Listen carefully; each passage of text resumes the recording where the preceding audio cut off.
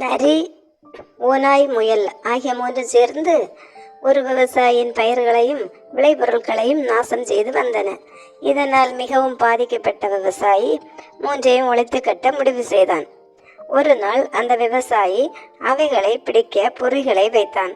ஒரு நாள் நரி, ஓநாய், முயல் மூன்றும் விவசாயி வைத்த பொறிகளில் மாட்டிக்கொண்டன.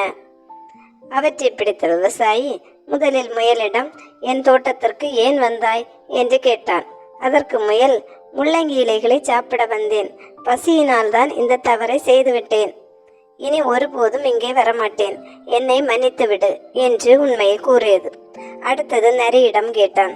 அதற்கு நரி, முயல் போன்ற பிராணிகள் வந்து உனது தோட்டத்தை அழித்துவிடக்கூடாது என்று எண்ணித்தான் வந்ததாக கூறியது. அதற்கு அடுத்தபடியாக ஓநாயிடம் கேட்டான்.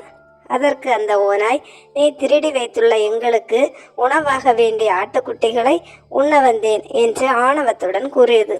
மூன்றையும் விசாரித்த விவசாயி தன் தவறை ஒப்புக்கொண்ட முயலை மட்டும் விடுவித்து நரியையும் ஓநாயையும் கொன்றான்.